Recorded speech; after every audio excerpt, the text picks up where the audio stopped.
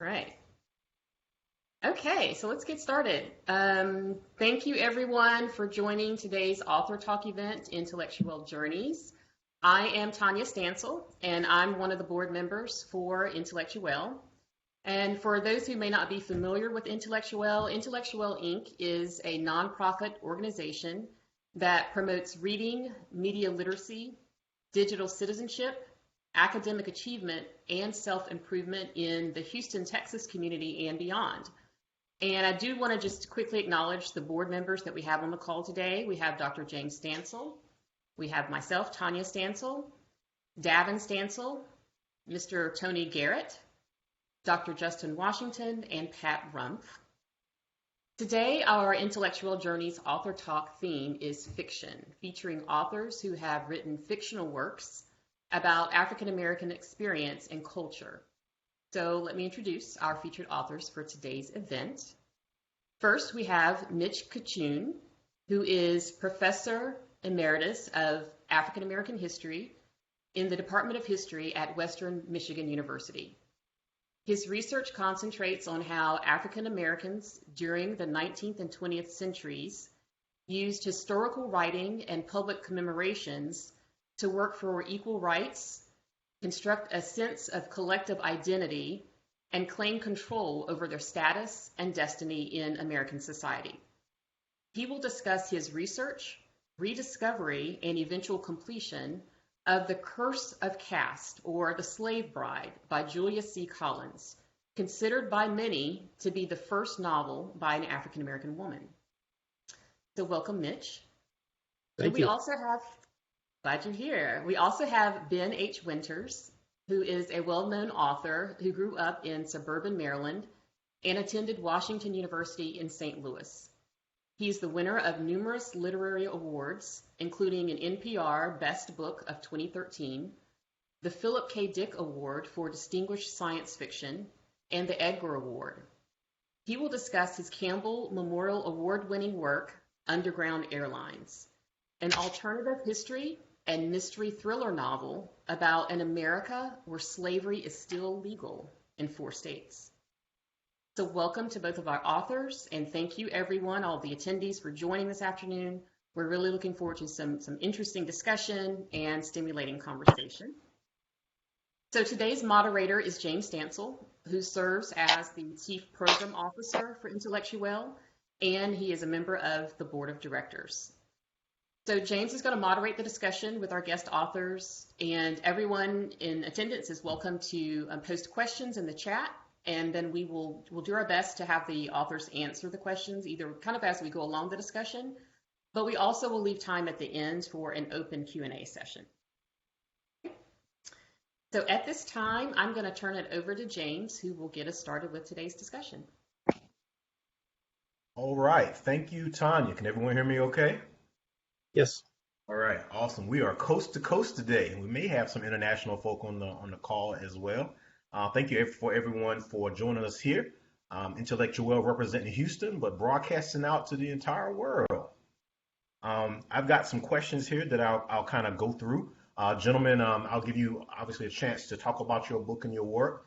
But then I wanted to also give you a chance to ask each other questions. For folk who were here in the pre-feed before we got started, you heard a bit of some of our conversations. But we will have some conversation, amongst ourselves, as well as opening up for questions and things. If everybody's ready to get started, let's go. All right. I see Brother Ira Dworkin has joined us there. He was just on one of our recent talks. All right. So we'll start with you, Mitch. Can you tell us a little bit about your background, kind of where you came from and how you became the Mitch Cachoon of today? Well, we've got about 2 hours, right? Well, unlike the other panelist here, I'm not a novelist. I'm a historian. I actually took kind of a circuitous route to becoming a historian. I got an undergraduate degree in anthropology. Grew up in Pennsylvania, Western Pennsylvania, Pittsburgh area, and I got a degree in anthropology, and then I didn't know what to do with that. So I worked as a machinist for about 10 years before I went back to grad school to study history. And I actually didn't get into studying history in order to study African American history in particular. And people always ask me, especially since I'm a white guy, in case there was any doubt from my appearance on the screen. Why are you studying African American history? And I have a flip answer for that, but the real answer is that the more I read as a grad student, the more papers I wrote, the more assignments I took on, the more research projects I did, the more it became so clear to me that you cannot understand American history, the broader American experience, without understanding the central role that Africans and then African Americans have played in shaping this country's culture and history from the very beginning. So I was sort of captured by the mentality of the 1619 Project a long time ago, recognizing that central truth.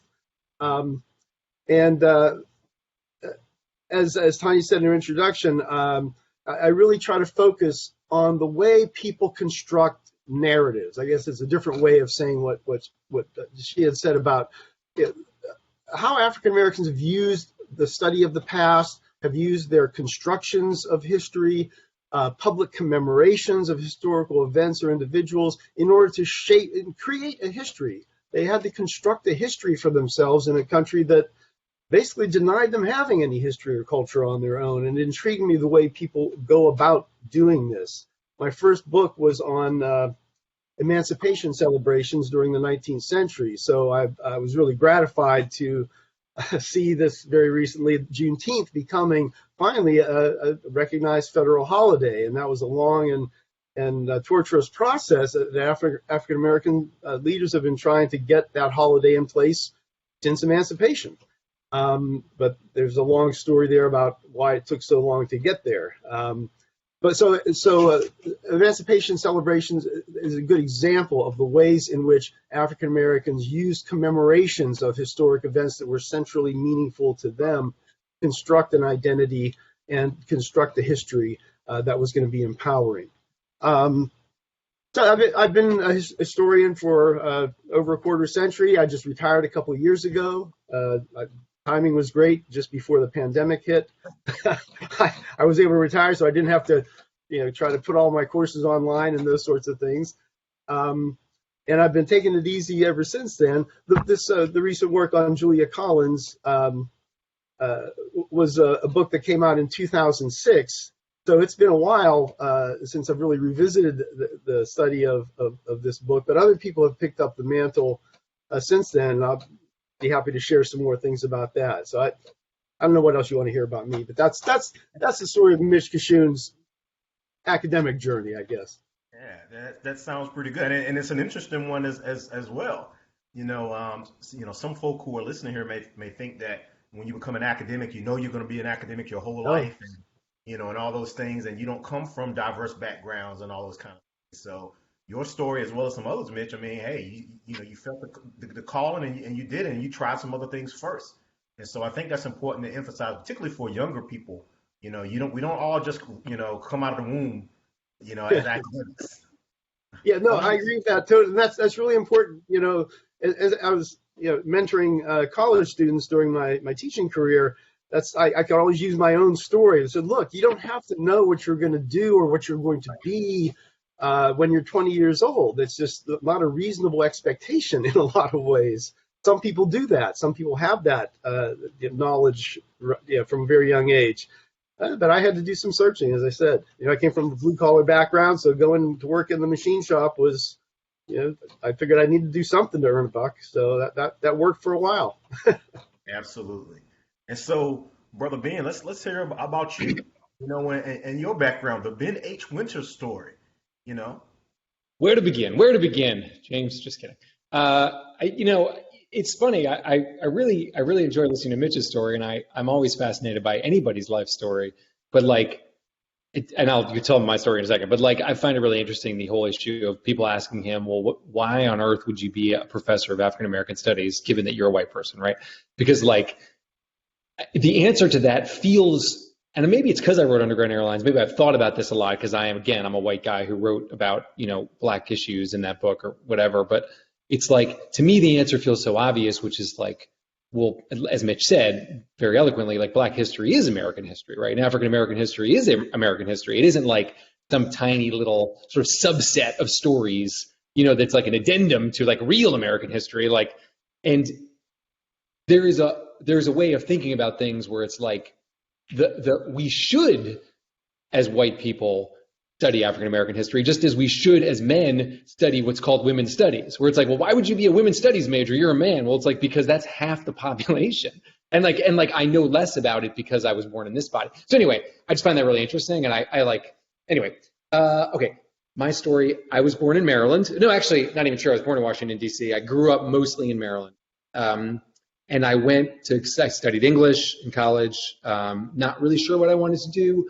At first, I wanted to be a performer. I wanted to act and do comedy and theater and stuff like that. I moved to New York. Some detours along the way, but I ended up in New York intending to write plays and musicals. Once I realized I wasn't going to be a performer because I didn't have that skill set. So I started writing for the theater. And then at some point, I think after I was married, I think I had one kid, a second one was on the way, and I was realizing, wait a second, writing musicals is not going to probably support me into my old age and help me raise a family. It's just such a difficult thing. And I had always dabbled with fiction, and I ended up getting a lucky break. Basically, my wife, who was an attorney, now she's a professor, but she was a practicing attorney. She had a clerkship in Philadelphia. So we moved to Philadelphia for 1 year. And while there, we lived across the street from an independent publisher called Cork Books, right?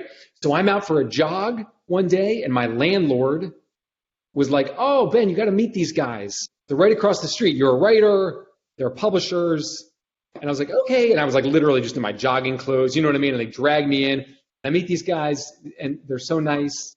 Basically, I had lunch with the owner of the company, and I pitched him a couple ideas. He was like, those ideas are terrible. We're not going to do that. But then I got to know them. And then when they had a project they needed someone to do, they basically hired me to do it. And so that sort of started my career as a published author and put me in position to then pitch them when I had this idea for a book called The Last Policeman, which is a sort of sci-fi themed murder mystery. And that became the book that was like, oh, boom, this guy's a real author. And it sold a bunch of copies. And like, I won the Edgar Award, which is this big mystery award, and sort of put me on the map. And that, I'm skipping a lot of stuff, but that's the sort of short version of the early portion of my career, which takes us to, that became a trilogy. And then I had the opportunity, it was right around then I was thinking about what I was going to do next. And essentially, I had realized that I had this very particular interest in using genre forms to think about bigger ideas, right? Because The Last Policeman starts out as just like, well, it's a basic murder mystery, except, oh my God, the world's going to end in a year. So why is this guy trying to solve this murder? An asteroid's about to destroy all life on Earth. So who cares? So it quickly became a sort of meditation on life. Why do any of us care about anything? We're all going to die one day, right? There's an asteroid, spoiler alert, right? We're all doomed. There's an asteroid coming for everybody. It might be cancer, it might be a bus, you know what I mean? But it might be, God willing, old age. But like, we have a limited amount of time on this planet. Why do we care about stuff anyway? And I was like, that's really interesting. This murder mystery I'm writing is actually a kind of existential story about what it means to be a human being and what it means to live in society. And right around that same time that I was finishing the trilogy, there were a rash of high-profile incidents in which young black men were killed by the police. Unfortunately, this is something that happens all the time, but it was Trayvon Martin, and then it was Michael Brown in Ferguson, and it was just this heartbreaking series of events and a lot of public discourse. And I remember feeling so frustrated that the public discourse kept returning to issues like body cams and a few bad apples. These sort of very, to me, what felt like very like limited and solutions. This idea that it was just a couple of bad cops, or this idea that if they just had body cameras on, these things wouldn't happen. And it felt like, whoa, what we're not talking about, and this was in 2014, 15, right? So this is not today. But what we weren't talking about, it seemed to me, was like the fact that America was founded as a slave state. And that like for hundreds of years in this country, black people were bought and sold. And like, that's not unrelated to what's going on now. People were talking as if, well, couple hundred years ago, there was this crazy thing called slavery. That ended. And now today, there's this thing called racism. And it's almost as if it was a coincidence. It was like, no, there's a line. This is all connected. So that led me to this idea of this book, Underground Airlines, which is essentially, I'm going to use, again, this sort of mystery thriller genre, but to think about the connection between historical slavery and contemporary anti-Black racism, right? This direct line, because it was sort of like, well, in a way, slavery is still with us. In so many ways, the legacy of slavery is still with us. I'm just going to collapse history and be like, well, actually, slavery is still with us. And what does that look like? And what does it feel like? And in what ways is it not different enough? You know, there's a passages in my book where the protagonist is like, feels under suspicion from the police just walking down the street. And he says, well, I'm just a Black man in the United States of America. And so obviously it's taking place in this alternate history, but I think not from my own experience, but from the experience I understand from my African-American brothers and sisters, it's like, it's not different enough, you know? So anyway, so that's how I came to write that book. And since then I've written some other books, but I think that takes us up to the point of interest for today's conversation. Absolutely. That was great, Ben. And you kind of answered a little bit a question I was going to ask next, which was, you know, what motivated you to write this book? It was just really interesting to hear you talk about how you became such a well-known writer. I mean, it's just kind of, you know, serendipity. I mean, you know, things kind of happen, and you know. Okay. I don't think myself, first of all, thank you. I don't think myself as that well known. I guess writers are, it's a weird thing. You're very well known to some people, and then to a lot of people they don't never heard of you. It's funny. But I also, the point I always try to make to writers or aspirant writers is that there's no direct path. There's no clear like A to B. Like my wife, as I said, is or was an attorney, and as was my father and my brother. And with that, it's like, well, you go to law school, right? And then you have a few different things you could do after law school, but that's step one. Right. And then generally, if you want to do a certain kind of law, step 2 is you get a clerkship. Step 3 is you go to a firm. Bump, bump, bump.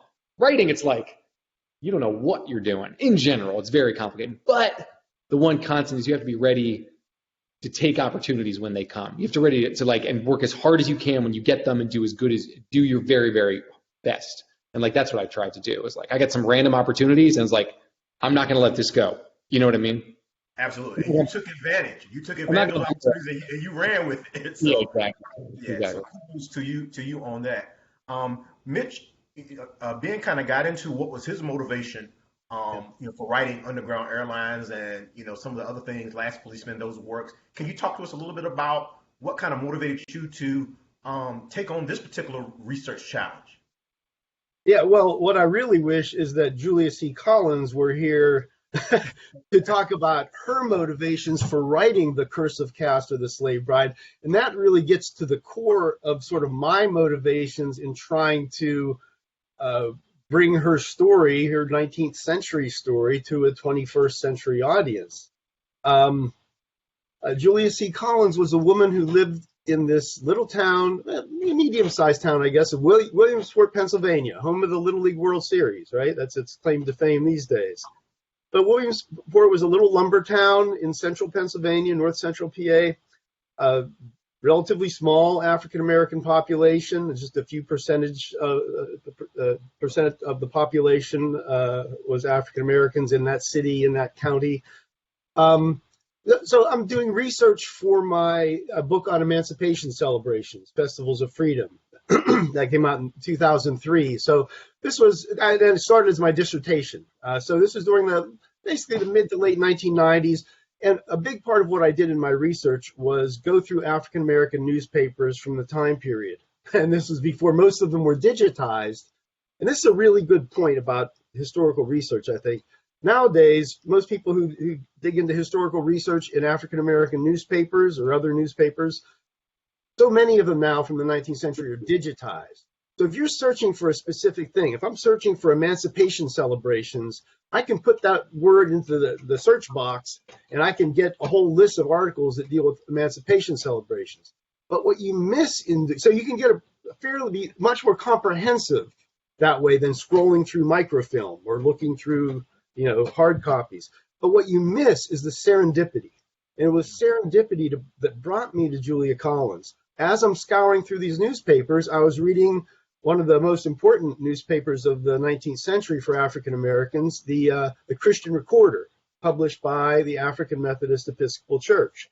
It was the closest thing that really came to being a national newspaper for African Americans during that time period, because the church financed it. It had distribution all over the country.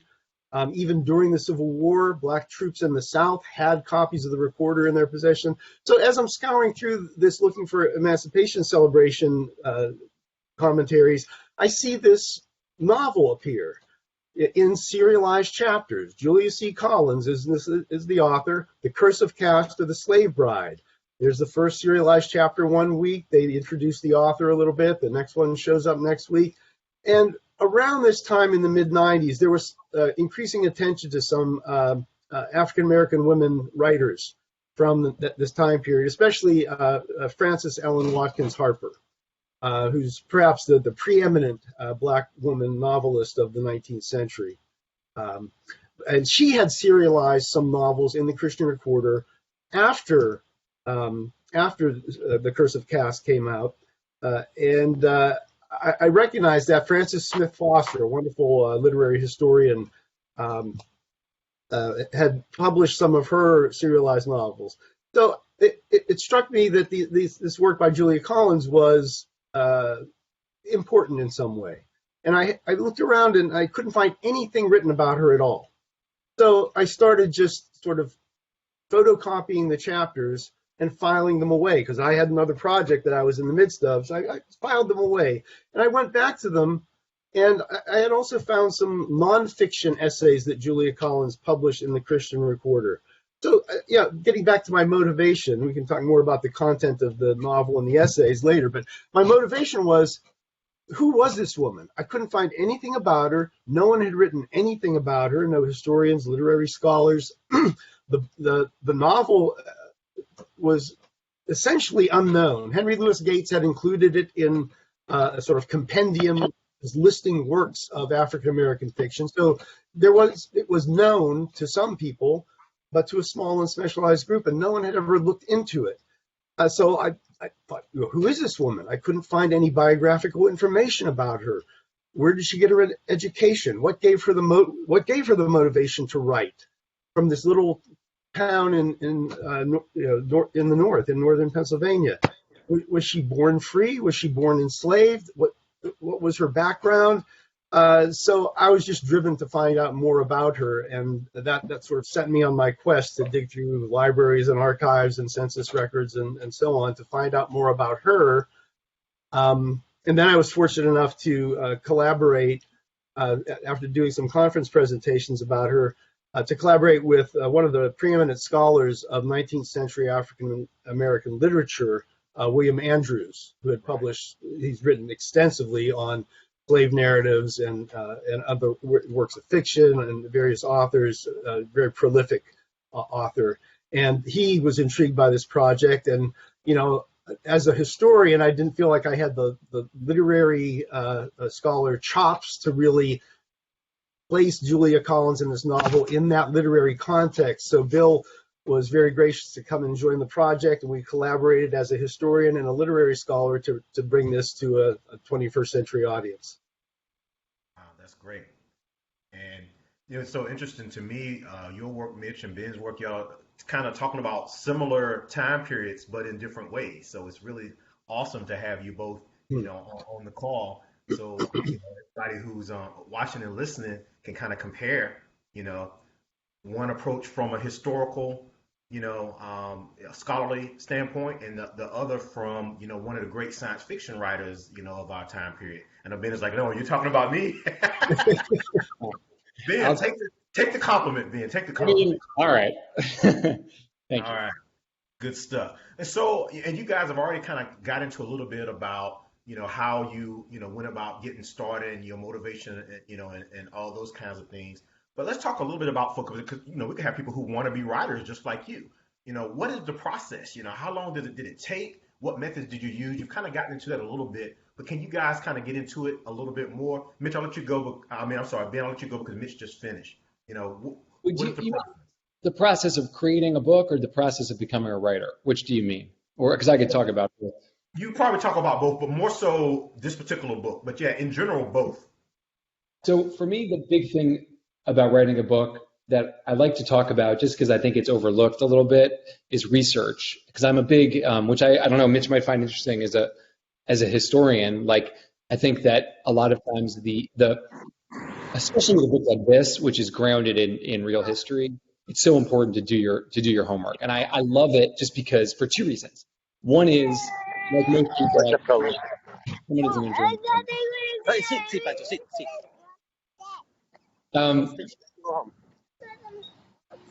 is with writing, with the research, it's like, first of all, it counts as working, but it doesn't, you're not doing the hard part yet. The actual writing is very emotionally and intellectually taxing, and like you have to force yourself to do it. With research, it's like I'll be on the phone for an hour with someone asking questions and taking notes, and like that is this, I find it to be a really joyful process of like figuring out stuff that you just don't know and that you didn't know you didn't know. And so, and with this book in particular, I didn't have to, but I wanted to do as much reading as I possibly could. I think in part because the book is kind of dense, it tries to imagine an alternate America, which is going to require a decent amount of understanding of the real America, right? But also because, once again, as a white person, I wanted to make sure that I wasn't taking glibly or too lightly trying to write about the African American experience in this country. So I read a ton of history, not only of the slavery period, including slave narratives, but also books like, oh my gosh, like the Slavery by Another Name, which I'm forgetting about, and the Ta-Nehisi Coates' book Between the World and Me, but also his long article in the Atlantic about reparations, which like putting aside whether we agree with the case for reparations, which happened to, but just the history that he writes about the connection between the sort of the wealth building years in this country and how African Americans were locked out of that, like all of that went into my sort of crafting the sort of portrait of what a contemporary America would look like, how things might have continued to play out in the ways they were already playing out in Reconstruction had there been no post-slavery period. So anyway, I guess my point is that this book and with all my books, I try to spend a lot of time learning and studying and reading other novels, but also reading history. And like with the mystery novels, there's also a good amount of research in like good old-fashioned forensics and how to pick a lock and, you know, what a suicide looks like versus a murder on the coroner's table, all that good stuff. But like, and it all kind of, I think of it as going into this kind of funnel where all that information just like churns into your head and is spiraling around and combining and recombining as you're writing your text. So yeah, I mean, I could honestly, James, like, I love talking about the craft of writing and like I've given talks about it and like I could talk about it forever, but like that's one thing that I think in this context is going to take and that I think there have been controversies on and off for years, as I think there should be appropriately, about whether and how white authors can and should write about not only African American experience, but also Mexican American or immigrant or you know, any kind of experience that is outside of their own lived experience. And I happen to feel very strongly that it's okay and that writers should work outside their own experience, but that along with that right comes this responsibility to do it respectfully and smartly and put in the hours of work to make sure you're not doing it off the cuff and just imagining. You have to imagine some parts because it's a novel, but you can't imagine everything. And I think that's really important. Right, and you know, and on the podcast we did a few years ago, Ben, we talked about that, you know, quite a bit, you know, people's opinions and stuff like that, and you know, the type of work that you did with that, and Mitch has done, which I'll get into his experience now, it wasn't already being done, or not to the extent. So, by you all talking about this today, you could be inspiring some future writers to do some of these topics, and I'm sure you would love that, you know. More than anything. Yeah, more than anything. And so, you know, folk have to think about that as well. I mean, you're putting ideas in people's heads, and you know, and things like that. So you could inspire those writers, and you were in a vacuum of space that maybe, you know, needed to be filled. So, you know, folk think about that too. Thank you. All right? Yeah. So Mitch, you know, same thing. You talked about your process a little bit, but can you expand a little bit more about, you know, what methods, how long did it take, you know, those kind of things. Yeah, well, for the Julius Collins piece, it took about 150 years. Yeah, but yeah, But I want to start by saying I'm really, really happy to hear Ben start off with research. And it sort of triggered two different thoughts in my mind. And one of them will allow me to plug another book. My most recent book, which James was kind enough to invite me on his podcast to interview the New Books Network to talk to me about, First Martyr of Liberty, which is a study of Crispus Attucks in historical memory and all the, and again, a figure about whom we know very little. He left very little in the historical records to give us information about his actual life. But over the past 250 years since his death at the Boston Massacre in 1770, all these stories have emerged about him, that many of which are just simply made up out of whole cloth or distort portions of the past. So as I was researching that book and looking at all the juvenile biographies and juvenile histories and adult-focused texts about Crispus Attucks that just say, frankly, completely made-up things about him. So so that was one thing that it triggered. And the other was, a few years ago, I had the wonderful opportunity to live for a few months in India. Talk about immersing in a very different culture. And as part of that experience, I tried to start reading a lot of literature by Indian and South Asian authors. So I was reading people like Amitav Ghosh and Salman Rushdie, and those two in particular are people who really engage as novelists in the historical process. And it really triggered, while I was there, I had some discussions with English doctoral students at a couple different universities. And we had these really interesting debates about who can tell the story of the past better, the historian or the novelist. And I think that's my initial instinct, well, of course, the historian. But when you have novelists like Amitav Ghosh and Rushdie, and I admit I haven't read any of Ben's work yet, but I intend to for sure. Hopefully I'll include him in that category of people who really immerse themselves in the past and can really tell the history in a humanizing way. I think because they have the flexibility that a historian who is really bounded by the constricts of the discipline, a historian doesn't have that kind of flexibility to embellish and flesh out the past in a way that a novelist does. So I think that's a really interesting question that came up that maybe doesn't quite get to my process, but it's something that I think but really interesting though. Yeah, hopefully other people find that interesting too. It's worth thinking about. But my process, again, is a historical process, and of course, it's rooted in research. And I read Collins's novel in the pages of the newspaper. I read some nonfiction essays that she wrote, and then I needed to find out who this woman was to try to understand why she wrote this, what her intentions were, what kind of message was she trying to deliver to her readers at the time. And that's really important in her case because she had a really, really broad readership. As I mentioned, the African Methodist Episcopal Church newspaper, the Christian Recorder, had really, without question, I think, the largest circulation of any black newspaper in the country because it went out to all the AME congregations, north and the few that were in the south.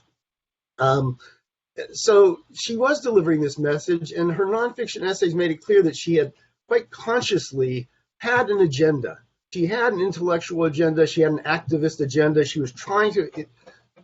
She was a school teacher in Williamsport, I learned, and she was really trying to teach the public, sometimes in sort of overly didactic ways, about what this moment meant. And especially it's important because she's writing in 1864 and 1865 as the Civil War is winding down and coming to a conclusion.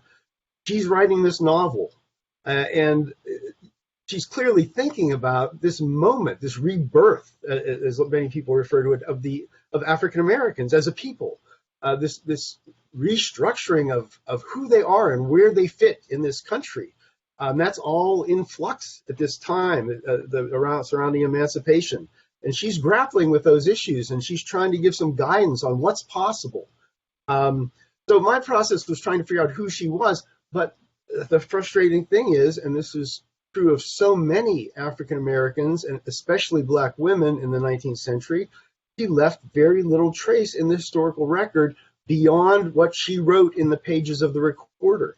I couldn't find her in census records. I couldn't find her anywhere, really. And I had to engage in some speculation about who she was and where she came from. And I did speculate. The book that came out has Julia Collins's novel, and all six of her nonfiction essays that she published, and it has about a 40-page long introduction co-authored by Bill Andrews and me. Yes. And in that introduction, we try to speculate about who she was, and it turns out there's a wonderful researcher, a man named Reginald Pitts, who's done a lot of historical research on African Americans in the 19th century in particular. His name might be familiar for those of you familiar with the publication of Harriet Wilson's book, Our Nig. Yes. Story. It came out in the late 1850s. Another individual about whom we know very little, but Reg Pitts did extensive research on her life and was able to really provide a lot of information about who she was. He's been doing that to some degree with Julia Collins with some success, so we know a little bit more about her now. But my process was to use the tools of the historian, and to go into the local libraries and look in the vertical file in Williamsport, Pennsylvania at their public library, look in the Historical Society there, go to the Pennsylvania State Archives, look at census records, look at court records, burial records, church records. Unfortunately, in the case of Collins, so many of those simply didn't exist that we're left with really just a lot of speculation about her life. So for aspiring writers, research, yes, and also don't give up. Keep digging until you find what you need. You know. Absolutely. Amen. And in the case of your work here, Mitch, you all had to try to interpret and figure out what her intentions would have been if she would have lived long enough to be able to finish the novel, right? Yeah, and that's another component of it that maybe the rest of the folks on the call here aren't aware. Unfortunately, Julius C. Collins died of tuberculosis in November of 1865, before the novel was completed. There were 31 chapters of this novel that were published in the Christian Recorder, serialized in weekly form. There were a couple, because of the spotty nature of maintaining those sources, a couple issues of the Recorder that contained chapters were missing. So there are a couple chapters in the middle that are missing, but it seemed like the novel was very close to the end. One or maybe two more chapters and it would have been done. So you're really approaching the sort of culmination of all the sort of mysteries and unknowns and plot lines coming together. And she passed away, and apparently had not completed, or at least if she had completed the work, it hasn't survived, unless it's hidden, again, unless it's hidden away in somebody's attic somewhere that we don't know about. And, when they go through grandma's things later, they're going to find this, like, what are these two chapters of a novel? That would be fantastic. But, so that was an especially frustrating thing about Collins. But it's also kind of an opportunity, because she leaves you hanging, waiting for all these tensions to be resolved. And it'd be a great book for like a reading group, because then you could speculate, well, how would she have ended this novel? Would he have proposed to her? Would she have accepted her identity and her parentage and so on? And we could talk about the content of that later. But yeah, so it's kind of an opportunity as well as a frustration. Right, but you did give some people some ideas. You and your research partner, kind of potentially how she would have finished it and how it could have gone. A couple of different options, so people could kind of make their own conclusions, right? Yeah, and I don't think those are the only two options either. There could be some sort of completely other way she might have gone. maybe the Ben Winters remix is coming for Yeah, that. Ben, take a look at this novel and see how you would like to end it. I wouldn't dare. You're not going to catch me finishing a novel as someone it's such an important book. No way. Yeah. And let me throw in we have this historian versus novelist kind of debate here, but Lillian chimed in the chat on your side, Ben. She says novelist all the way. It's funny. Like I find it's such lately I've been thinking in my life just in general about how often not useful it is to just rank things. Because I remember someone was like, "What's your favorite song ever?" And I was like, "There's no reason to do that. Like different songs are for different moods, different times require. What's your best book?" It's like, well, I don't have to. I don't want to play. I'm not playing because like the way that we go through the world should be with nuance and holding different things in our hearts at different times. All of which is to say that, of course, there are novels that plunge us into history in such a way that we feel like we are transported and that we are learning so much that it feels like it's doing the work that you want history to do, which is to sort of capture and keep the past. But also there are works of history that are so well written they feel like novels. And like we feel like we are being transported. So you're getting the joy, that kind of deep emotional pleasure that you get from a novel. So like, I think in both categories, it's like I always say too, when people are like, well, what are your books? Are they mystery? Are they science fiction? Are they literature? It's like, there's only two kinds of books, man, good and bad. And I hope that my books are good. Like I don't mess so much with like, well, that's up to the marketing people. That's up to Barnes and Noble. Where are they going to put it on the shelf? And like, so all of which is to say that with both history and novels, I take so much pleasure in both. And like, it's just the good ones are so good. I recently read a book called The Hare with the Amber Eyes. That is a long work of memoir / history that like, it reads like the best novel I've ever read. And like, it's this one man's story. He's trying to figure out what happened to these little Japanese figurines that have been in his family for 200 years. Wow. He's just tracing them backward in time. And he's in fin de siècle, Vienna, and then he's in, it starts in Paris, and then he's in Vienna up to the Nazi invasion, and then they end up in Tokyo. And it's just like, you can't believe how beautiful it is, the writing, and you're like, well, it feels like a novel. So I think all of us should be striving, no matter what we're writing, just be on the good side, and that's all that matters. Right. Good versus bad. I like that. Good, those are the two genres, good and bad. And, I've heard people say, directors say the same thing, authors, writers say the same thing. It's like choosing between your children, That's right. Yeah, which one do I like the best, right? So yeah, I certainly understand that. And let's kind of get into a little bit, guys, some of the, a brief summary of each book, because we have some people who may be interested that may not have read them yet. So if you don't mind, we'll kind of get into what can readers expect when they pick up either one of these books. You don't want to give away too much, particularly yours, Ben, I guess, because it's we want them to,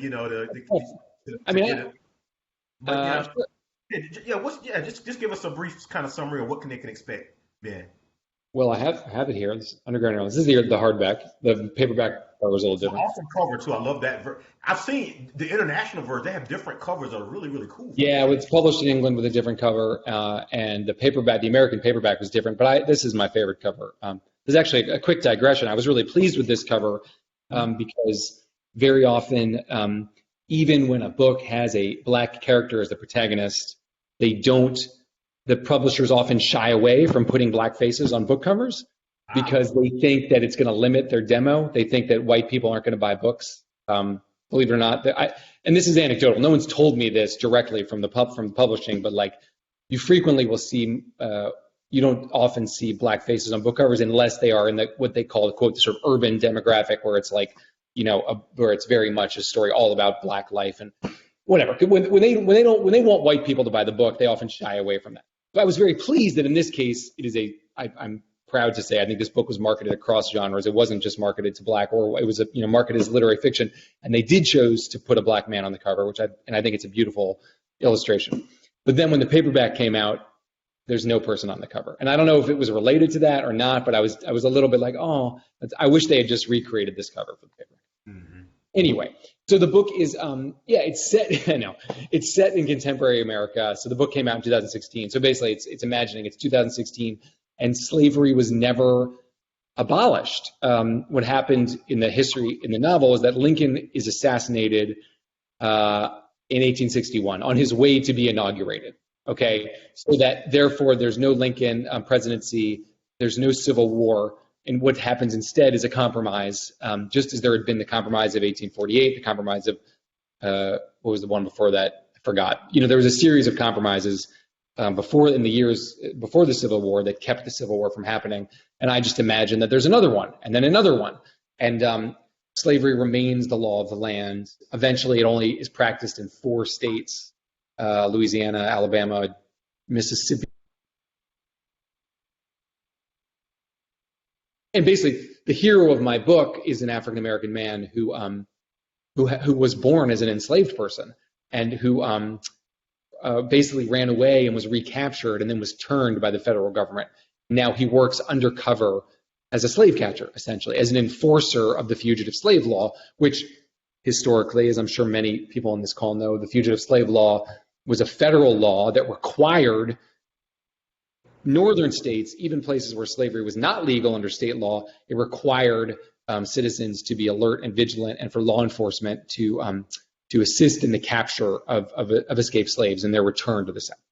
So basically, in my book, that remains the law of the land, and this guy, whose name is Victor, although that's not really his name, we never quite find out his name, but he is an undercover agent, and so he's a bad guy, in other words. I mean, he is doing something wicked, but we learn about his story and his life, and over the course of the novel, it's sort of his journey toward true freedom, is what I would say.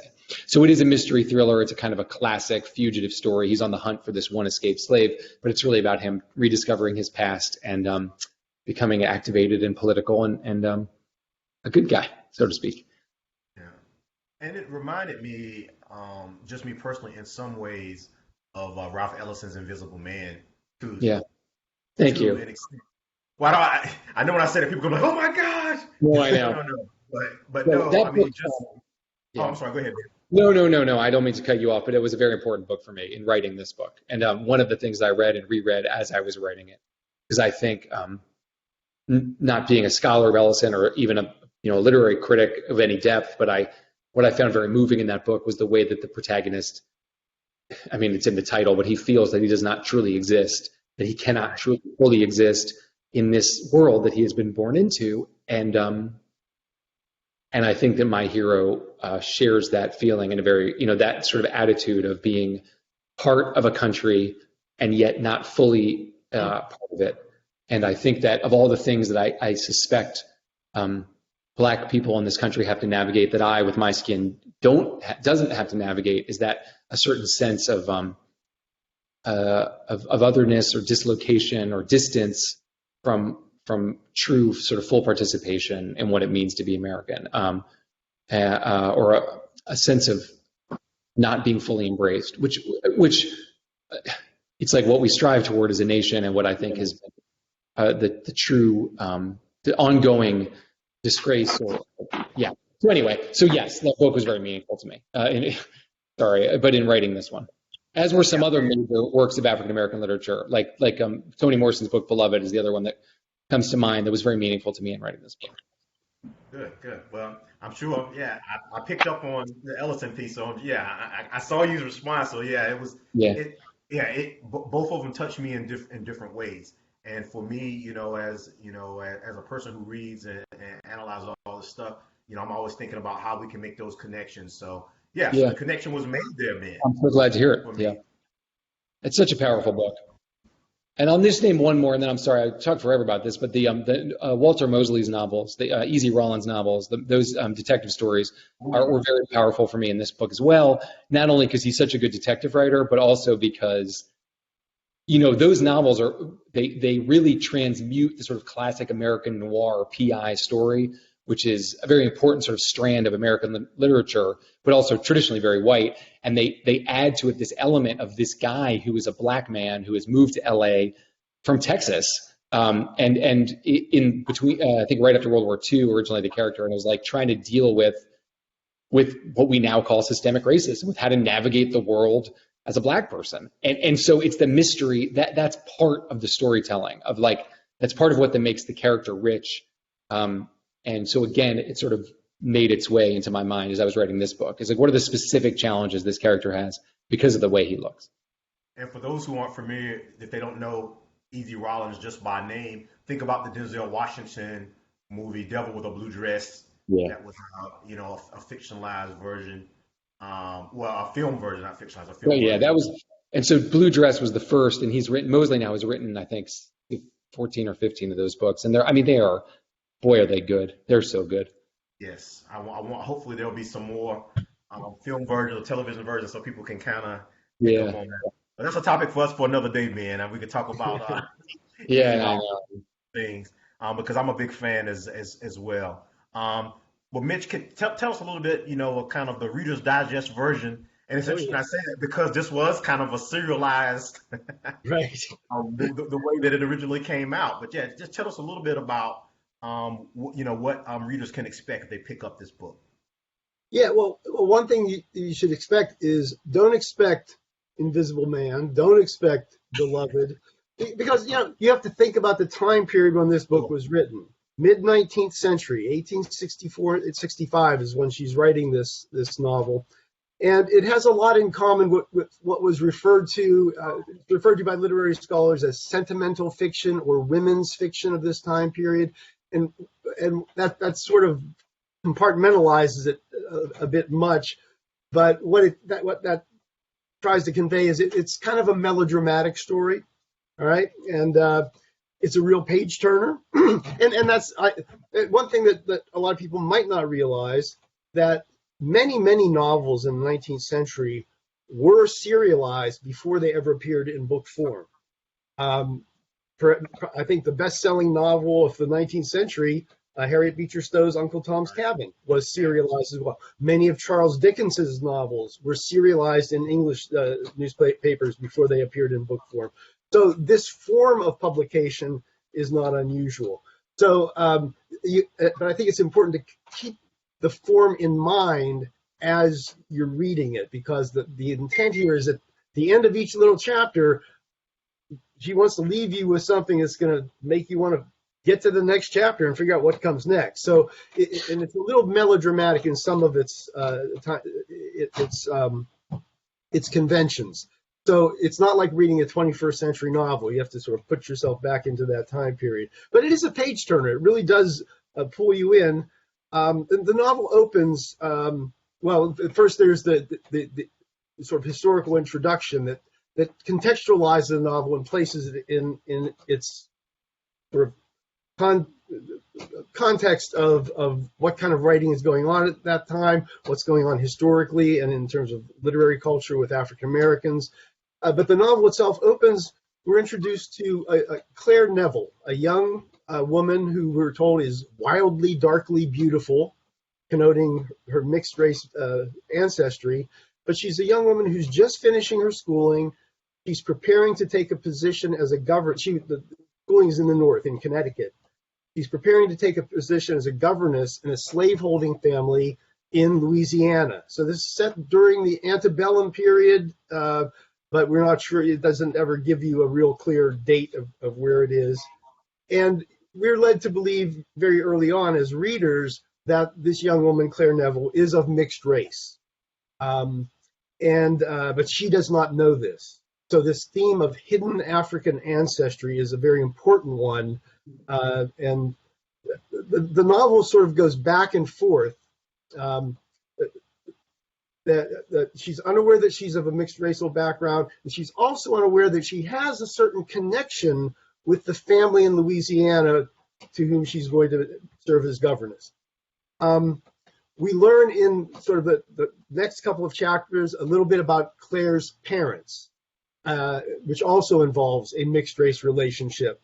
And the novel sort of goes back and forth, excuse me, between those two stories of Claire's experiences working as a governess in this family and the background of her parents' story and how Claire comes to be, how she comes to be on her own, and why she doesn't know about her true identity. The novel kind of churns along, again, in the context of as the Civil War is progressing and as it comes to an end, as Lincoln is assassinated, as debates about black citizenship are going through Congress, and Reconstruction is starting to take shape.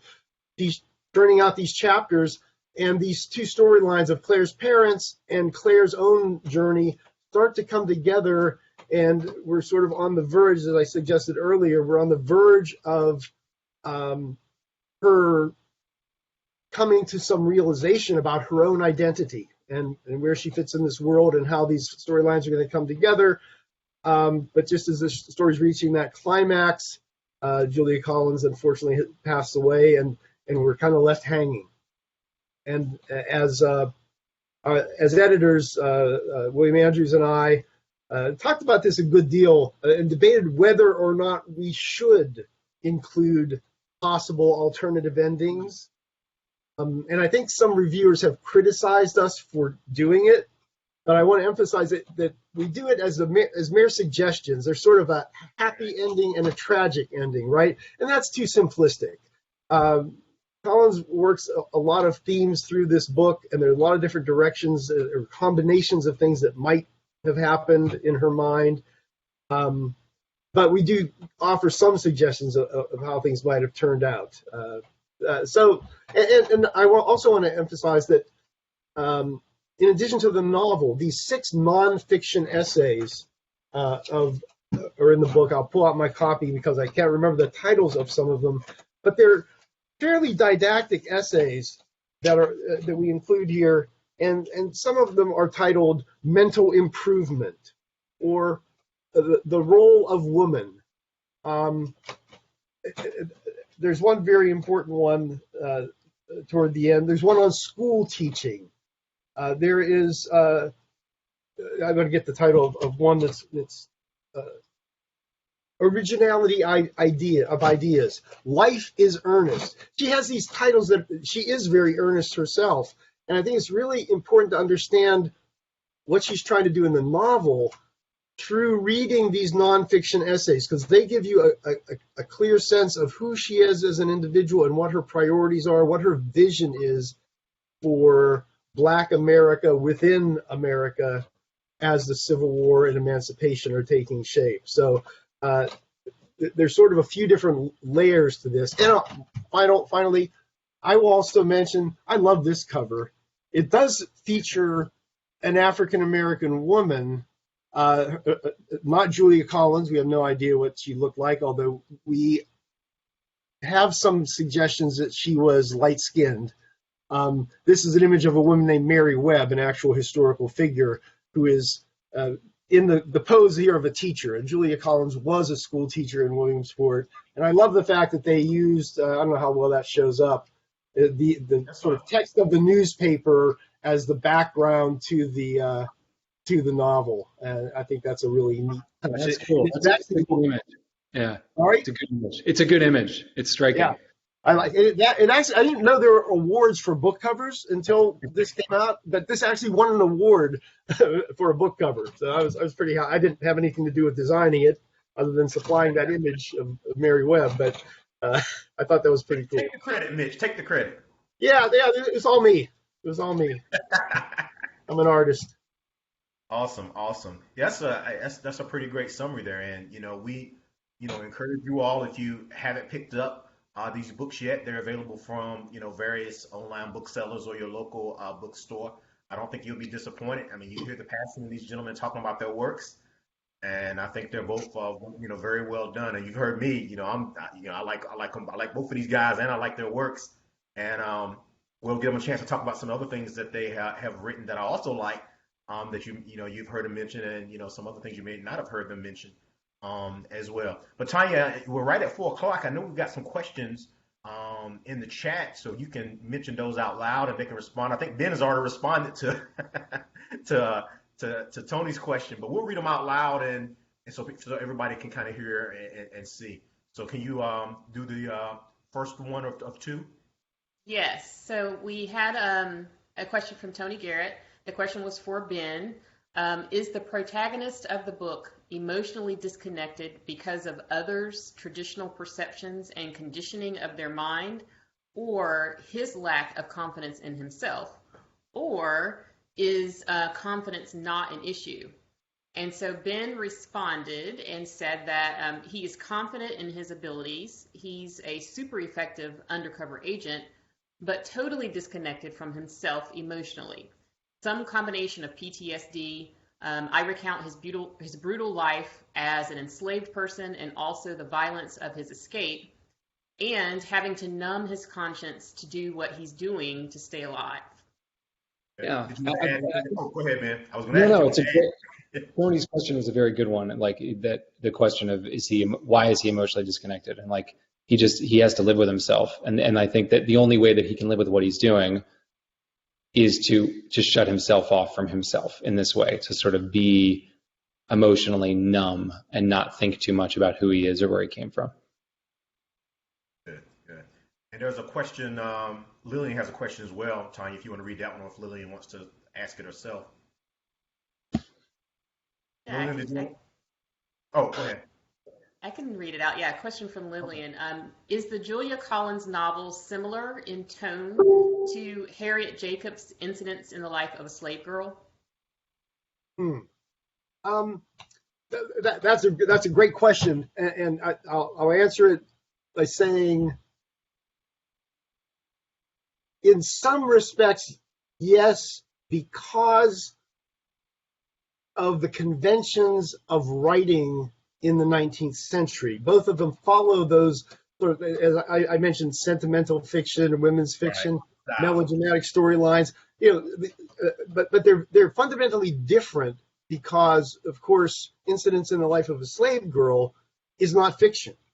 It is the autobiographical narrative of Linda Brent in the novel, but Harriet Jacobs, the real person who experienced these things. So there's a fundamental difference between. So they use similar conventions because they're appealing to similar literary audiences, and I would venture to say that they had somewhat similar objectives in mind in terms of reaching audiences with a particular message about Black humanity, basically, to really boil it down to its core. But there are differences here in audience in that slave narratives were generally targeting white readers because they did have political objectives in mind. Yes, there are people telling their story, telling their truths, and but at the same time, they were tools of the abolitionist movement to demonstrate the horrors of slavery and the injustices of slavery and the humanity of the people who are enslaved at that time. So, and they're trying to change people's ideas in order to bring about political change and in the institution of slavery. Julia Collins is writing at a time as slavery is being dismantled by the Emancipation Proclamation. The 13th Amendment is working its way through Congress as she's writing. And her audience, again, in the Christian Recorder, that is an overwhelmingly Black audience. So she's writing to different people, and I think she has a different objective in mind, and it's to give Black people, her own people, some guidance, some ideas about where we're going in this hugely transformational moment in our collective history. So, and this brings, so I think there are some similarities and some very, very important differences in the way those the two texts operate. And one other point I'll mention, and this gets back to I think something Ben said about what's the best, or how do you rank things. There's also this question not only of what's the best, what's the first, and this question that we do, Bill Andrews and I do put forth the argument that this is the first fully realized novel, work of fiction, published by an African-American woman. And so when you look at Incidents in the Life of the Slave Girl, everyone recognizes that as autobiography, not a novel. So it's not the first, so that's not the first novel, right? But there are other contenders here. There's a book that came out, republished. Henry Louis Gates had a hand, actually, in both the ones I'll mention, called The Bondwoman's Narrative, which was published in the late 1850s, but it was never published. It was written in the late 1850s, but never published. And there's some question about whether the author was actually African American or not. That's another historical debate. But another novel that, another book that was I mentioned earlier, Harriet Wilson's Our Nig, which is there's a long subtitle, something like the story of a black woman who is basically the story of a black woman who is bound as an indentured servant in a northern state. And Henry Louis Gates has argued that that's the first novel that was published. It was published in the late 1850s, before Julia Collins' work came out. But subsequent historical research, largely by Reginald Pitts, who I mentioned earlier, has shown us that this work of Harriet Wilson's is really the story of her life. So, the question is it a novel based on the autobiography, the life experience of Harriet Wilson, or is it a somewhat fictionalized autobiography? So this question of which is the first, ultimately I think it doesn't matter. I think what matters is these women, whether it's Harriet Jacobs, Harriet Wilson, Julia Collins, Harriet Ellen Francis, Harriet, Watkins Harper. These women are writing all around the same time, and they are articulating a position in American society that has not really been articulated that fully before. So these black women's voices in literature, whether you call it autobiography or not, or fiction, those lines can be kind of fuzzy sometimes. But I think what's important is they are among the first people who are really giving expression to black women's experiences in this mid-19th century time period. And as I've touched on before, so often black women in particular are missing from the historical record. Even women we think we know a lot about, like Harriet Tubman, like Sojourner Truth, we certainly know a lot more about them than we do about Julia Collins, for example. But even those well-known women, there are gaps in the historical record, and historians have worked hard to piece together those gaps. And speculation is really necessary to kind of piece together the lives and experiences of these folks. And that it goes for black men as well, but it's really black women, I think, who tend to be really marginalized and silenced in that way. And that's one reason among many that these works by Julia Collins, Harriet Wilson, Harriet Jacobs are extremely important. Well, you've done your part for sure, Mitch, you and your research partner in exposing Julia Collins and letting people know about her. And kind of going back to what you said, Ben, this is like the rankings thing, who's first or whatever. Yeah. It doesn't matter. You help put it out there and let other people worry about that, who was first or whatever. But it's an important work. I think you did an excellent job on it. Ben, did you have anything you want to add, or any thoughts on what Mitch said there? No, it's all fascinating. It's all fascinating. And it's interesting, this idea of which was first? It's like, well, it doesn't really matter. And there might be more things yet discovered and what really matters is, as you said, is bringing things to light that we didn't already know, and continuing to not create, but to discover this history that has been overlooked. It's really interesting. It's interesting too, because what gets to count as history are things that are recorded and things that are found. And there's so much of our history that just sort of, and when I say our, I mean American in general, but I think oftentimes that is of underrepresented populations, because it's who are the people in positions where they're gathering up archives and keeping track of things and writing things down, So when do oral traditions get to be roped into that, just for one example? And so I look forward to looking at Mitch's book, which I haven't done. Right, sounds good. Sounds like a book exchange is coming here, Mitch. And That's kind of a signed copy book exchange is there. Right. Let's call it Julia's book, though, for accuracy's sake. Excuse me, of course. Help it along. You don't want to. Yeah, that's right. I will. Tanya, do we have any other questions out there right now? No, I don't think I see any additional questions. Not at this time. Yes. So if you all have any questions you want to kind of put out there as we go along, you can, and we'll take some time at the end that you can actually ask Ben and Mitch some questions directly yourself. So another question I wanted to kind of ask here, guys, is, and we'll start with you, Mitch. What was the biggest surprise for you during this entire process, if anything? What was the biggest surprise for you? Well, unfortunately, I just answered it. But because really for me, and it wasn't a huge surprise because I'd been working in the field of African American history for 15, 20 years by the time I got around to really digging into Julia Collins. But it's one of the things that my research really drove home was this fact that we know very little about the day-to-day lives of African Americans in the 19th century and women in particular.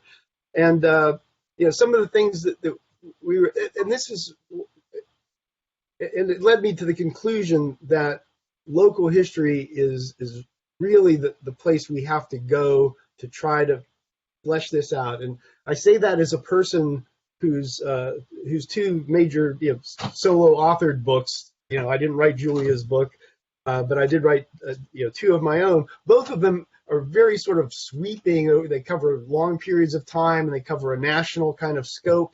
But I'm arguing that what we really need to do is to look at the local stories of these Black communities. There's so many people. I in researching Julia, I couldn't find much about her, so I turned to looking at her community, Williamsport, Pennsylvania. What kind of a town was this in general? What kind of economy did it have? What was the ratio of Black to white population? What did Black people do in this community? What kind of jobs did they have? What kind of religious institutions or fraternal organizations or activist institutions did they have? There was an Underground Railroad presence there. I learned about how Black kids got educated in this school. So as I'm trying to piece together Julia by her associations with the local AME congregation, with a couple other individuals who did leave a little more trace in the historical record. With her husband, I learned that she was married, and her husband was a barber. So I started to read about Black barbers, which is a very highly respected position in Black communities in the 19th century, in particular, then beyond. But I mean, that's all. People have written books about Black barbering. It's a fascinating kind of area. But these were, you think of it as a service position, not terribly high status, but Black barbers in the 19th century, these guys were central people in their communities in many cases, for many reasons. So, learning about how these different things operated and how different Black communities, like I said, Williamsport had maybe a few hundred Black individuals. I want to say there were like 600 African Americans in the town of Williamsport at a time when the overall population was 15,000. But there are other communities in the county and in surrounding counties that were kind of similar. So how did these Black folks connect with one another within a given region? So those are the kinds of community stories that I think really need to be fleshed out so we can try to understand, even if we can't get tons of detail on Julia Collins, we can get some sense of how these communities operated and interacted with one another, what kind of leadership positions were there, what kind of connections did they have with other nearby communities. And this gets back to my work on emancipation celebrations. Sorry. At this time period, Africa, even before U.S. emancipation, Blacks across the northern states, at least, were celebrating the end of slavery in the British West Indies. British abolished slavery in all of its colonies in the 1830s, and Black Americans saw this as a really hopeful sign that abolition was on its way for the United States as well. So they celebrated on August 1st, the date that law of Great Britain's went into effect. They had these August 1st emancipation celebrations. So cities like Philadelphia had sizable celebrations because there were a lot of Black people there. But places in central Pennsylvania, a lot of times they would have celebrations that would rotate among different communities, and Blacks from around the region, 50 or even 100 miles away, would converge. So you'd have a couple thousand African Americans in a little town like Williamsport at one time. And so these are the kind of stories that help to give us ideas about how these folks connected with one another, how they may, how an African American family might find, say, an apprenticeship for a son who wanted to be a barber or some kind of tradesman, or how to find marriage partners when really the pool in your little town is extremely limited. So these large events, which would happen annually, were opportunities to make those kinds of connections and make activist connections as well. So again, that doesn't qualify it so much as a surprise, but it really sort of confirmed my sense that understanding how these communities operated is really a direction that scholarship has to go, and there is a lot of scholarship doing that now.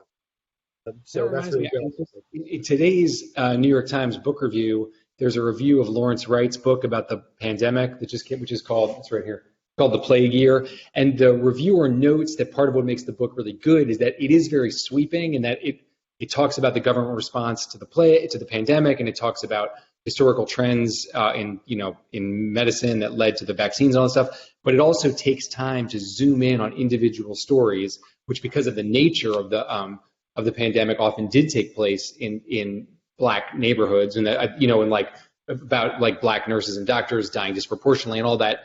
So, but I actually think that's a really important and interesting point, that history can't just be about the great trends. It's important that history, be it American history or world history, focus on individuals and the way that individuals live their lives. That's equally, if not more important. And I don't know, I think that there tends to be a sense of we want to know what the kings and queens were doing. But no, we also want to know what the regular people are doing, especially people who are living in bondage or were just out of bondage. It's because they didn't get an opportunity to strut on the world stage. So it's what were they doing every day? And that's really interesting and really important. So I like that. I like that sort of strand of historicism. And also, I think that's part of what novels can do, right? Because if there is such a limited historical record, sometimes it's up to those of us who make shit up for a living, pardon the expression, to kind of try to zoom in and say, well, can we just imagine, based on what we do know, based on what, the sparse artifacts we have and the sparse diaries and whatever, how can we reconstruct what life might have been like? No, that's great. That's great, Ben. I like the way you bring it together. And again, the great historical novelists do their homework and use that. The creativity, the imagination, and the speculation that a lot of times historians shy away from in order to give those stories life. And not to go to just the big dog, but if you read War and Peace, which everybody should do, at least once, you are getting the great sweep of history. Tolstoy loved to talk about battle movements and what Napoleon was doing. But at the same time, I think part of the point of the book is ultimately this is a story about individuals and how they are affected by war, both rich individuals and poor individuals, and how the random events of time, how we are swept up by them and how they affect our daily lives. And so that's part of what makes it such a powerful novel. So Ben, any surprises or anything that you want to share for you going through this process with Underground Airlines? I mean, this book was full of surprises.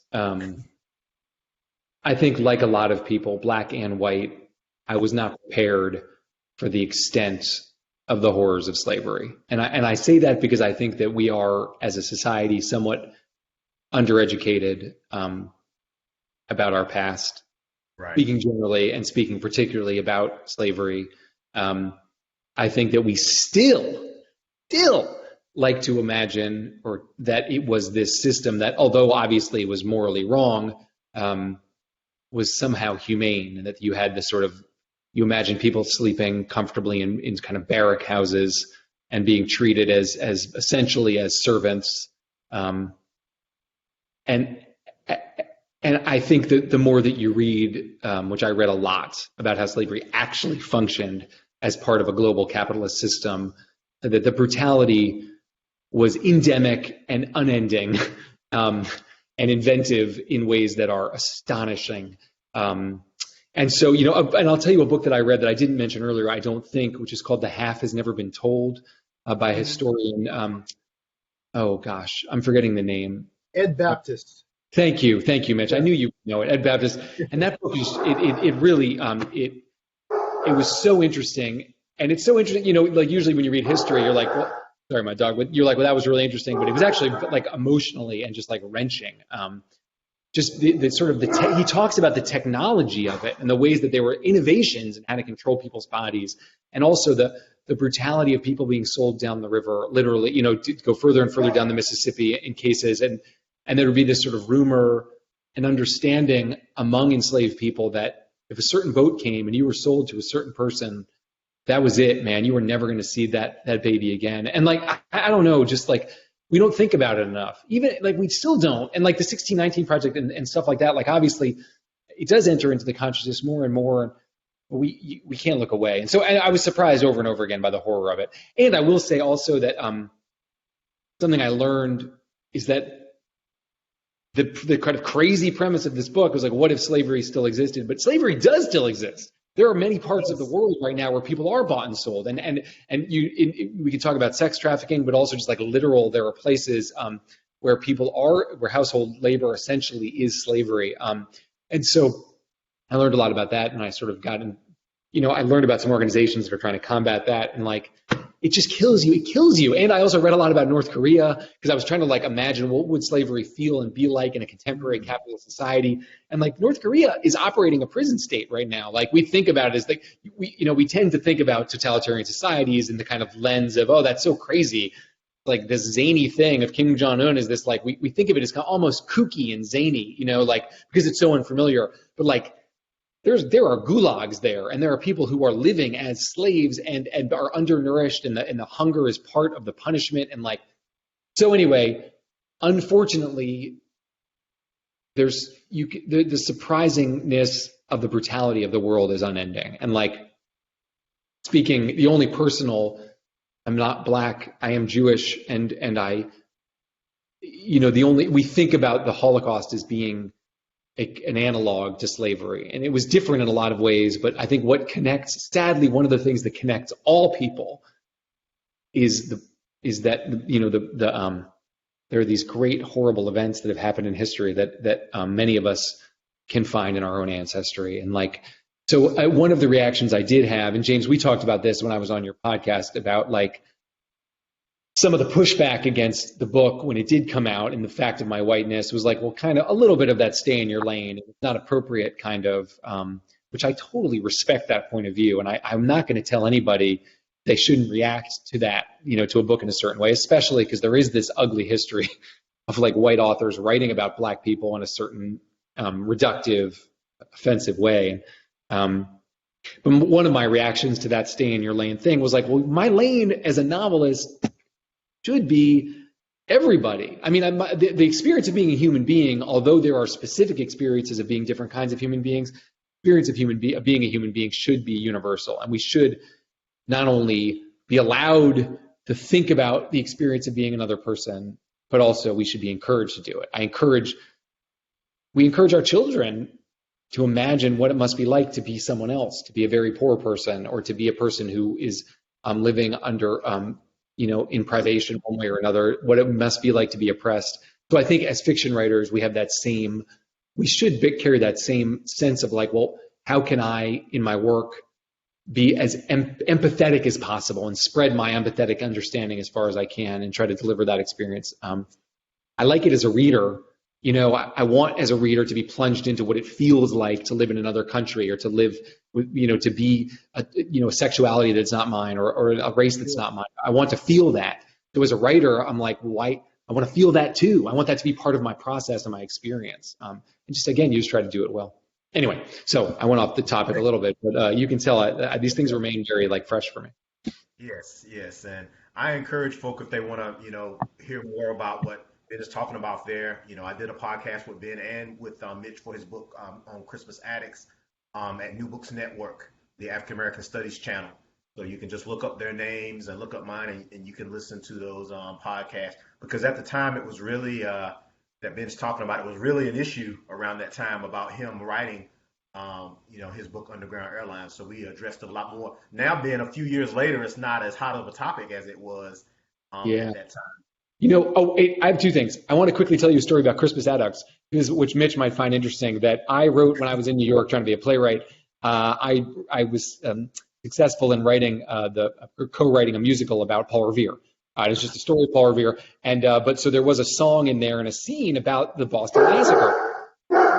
And so one of the first performances, I'm sorry, Archie, quiet. Funny because my new book is called The Quiet Boy, and all of the promotional stuff I've been doing, I've had to keep going, Quiet Boy, because he's very loud.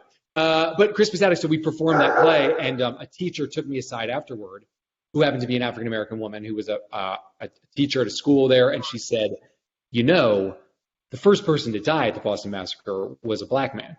And I was like, I did not know that. And so she told me the whole story, and then we rewrote that scene to include Crispus Attucks and discussion of that fact. So it's one of those moments that I remember in my life, and it stayed with me, of like, you have a responsibility when you are creating something, especially something that's going to be performed for school children, of like, let's get these details in there. You know what I mean? Let's tell as wide a story as we can. What else was I going to say? I forgot. But anyway, that's what Crispus Attucks. Great, I appreciate that. Yeah. It'll come to you, Ben, when it comes to you. For sure, when we're done, it'll come back to me, yeah. But that's a nice transition for us, Mitch, because I did want to give you the opportunity to talk about your Crispus Attucks book, and any other things that you're currently working on, or that you've worked on in the past that you want to share with the audiences, because they may not know you beyond this experience. So this is a great time, and then I'll do the same for you. Yeah, well, I'm happy to plug my books. I mentioned both of the main books that I'd written, other than working on CURSE of Caste. And this story of Crispus Attucks, again, it's an exploration of the first martyr of liberty. So, and this was something, and once again, an example of a man who shows up these days in most elementary, middle school, high school textbooks when there's a story about the Boston Massacre.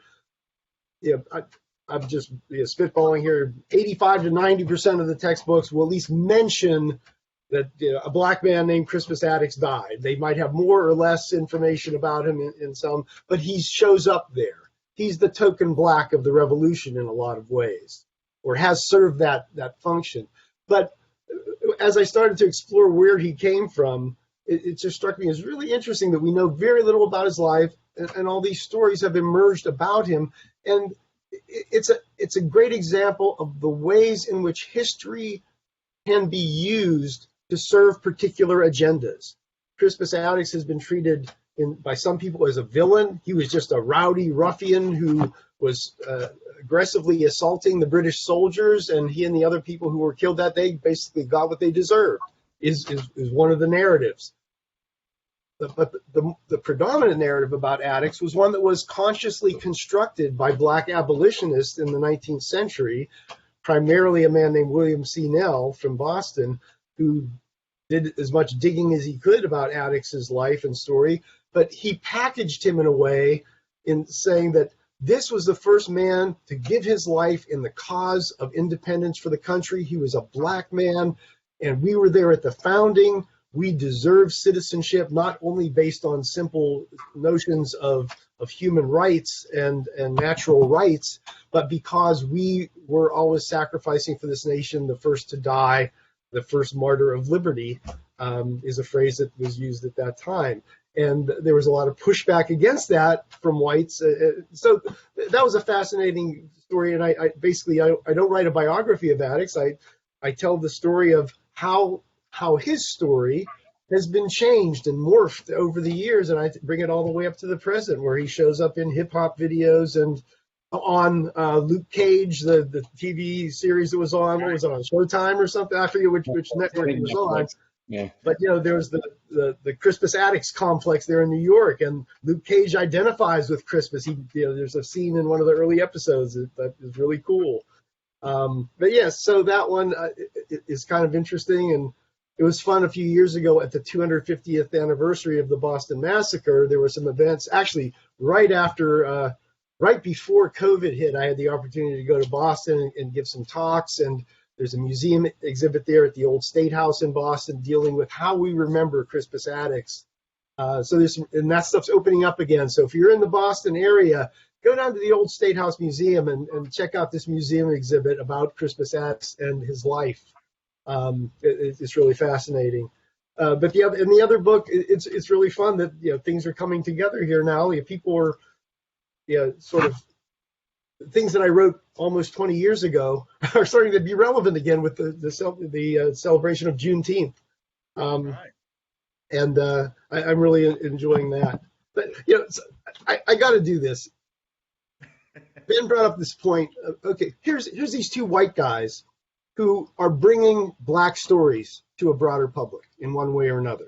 Okay, and that is something that needs to be interrogated. It is problematic in some ways, and there's a lot of different layers to this. There's a whole other 2-hour podcast to try to explore those things, and that wouldn't even scratch the surface.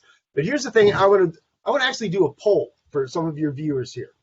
I do a podcast by a critic named Wesley Morris, critic for the New York Times, Pulitzer Prize-winning critic, young black guy. In his podcast, I forget the title of the podcast, but it was about a song. That is a song that is so central to the identity of black people. When this song comes on, it stirs up emotion. They interviewed dozens of black people who had very similar kind of reactions. When this song came on, people would get up off the dance floor, whether it's at a family reunion or just people sitting at home or at some kind of event. I had never heard of this song. I had never heard of the artist who did this song. Okay, so there are, and I will tell you in a second what it is, and you can tell me what it is. But my point is, I've spent 30 years studying African American history, reading everything I can, going to conferences, interacting with other scholars, black, white, and otherwise. And I feel like I know black history pretty well. But I do not know black culture very well. I can read a lot about black culture. I can listen to hip hop. I can read about hip hop. I can read about the blues. I like to play the blues. But I do not have the reference points that black people tend to have. And I don't mean to essentialize in that when I'm doing that either, because that's a dangerous path to go down too. But here's the song. Okay, Before I Let Go. I think that's a yes from James and Tanya. Who's the artist, James? Who did that song? That's Come on, somebody. So write it in the chat, somebody. Yeah, thank you, Pat. Frankie Beverly and Mays. That's right. Never heard of them. But the way that this critic, Wesley Morris, was going on about this song, it's like, I got it. And they played the song at the end. It didn't sound familiar. But I was dancing in my seat. It's catchy. That's an important part of black culture, Mitch. That song. Yeah, clearly it is. It's such a small thing, right? But it really drives home that point that there are reference points that African Americans, broadly speaking, have. And I can't speak for every African American gets up and dances when that song comes on. But there are these touchstones of culture that white people, even people who are really immersed in studying black history, don't have. And that's, that really has captured my attention, obviously, since I brought it up today when it didn't really have a direct relevance to our chat. You've been processing that. I feel like you've been processing that. I'm trying. I'm working through it. Mitch, if this helps you some, Frankie Beverly, he took the name Frankie because of Frankie Lyman. Really? Yeah, that was one of his favorite artists. So you probably know Frankie Lyman, right? I know who that is. Yeah. So there's all kinds of crossover, right? Absolutely. That's cool. Before I Let Go. Okay, we should have played it in the background on the way out on the end of this thing. Somebody pull it up. Yeah. That could be the playoff music. That's right. But Ben, I want to give you a chance because you got a book that just came out here pretty recently. Yeah. Yeah. So please talk about that a little bit and share, and any other stuff that you want to share. Thank you. I'll just briefly plug my new novel. It's called The Quiet Boy, as I mentioned earlier when I was telling my dog to shut up, but it's not about a dog, it's about a boy. Yeah, and basically it's very, very different than Underground Airlines, although I guess like all my work, it somewhat incorporates a mystery thriller elements with a little bit of a sci-fi or speculative twist. It's a legal thriller, and it's about a family that is suing a hospital after their son fails to wake up normally from a routine surgery. And then it cuts back and forth in time to later on when the father from that family has been accused of murder and emerges. It's the expert witness from the hospital case that he supposedly is murdered. So it's this kind of tangled, it's two legal thrillers basically tangled into one, but at the center of it is this weirdness that has affected this child. who we don't really find out until quite late in the book what the heck is going on with this kid.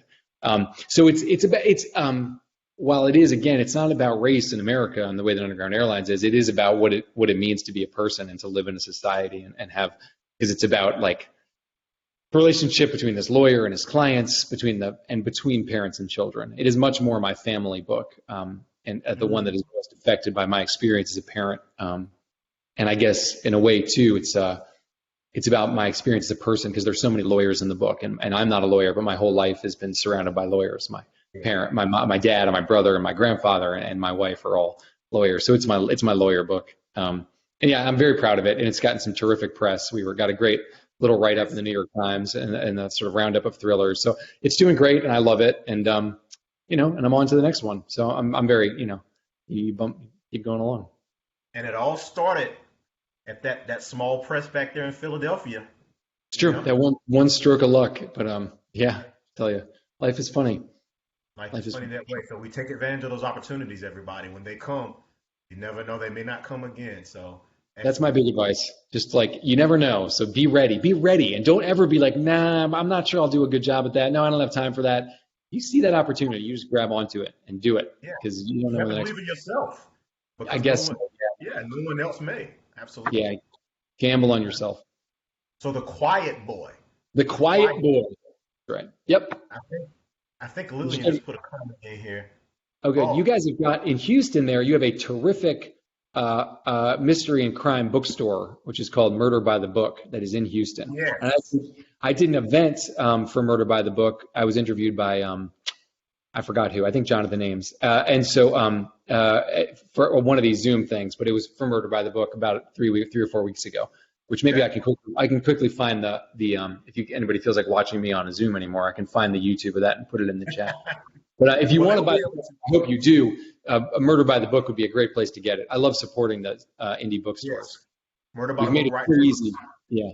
What? And this is I'll say Murder by the Book right here in Houston. And I was just going to remind you again, this is recorded as well. This will be on our YouTube channel, so folk will be able to go back and find that. And hopefully you'll put it in your Twitter feed as well.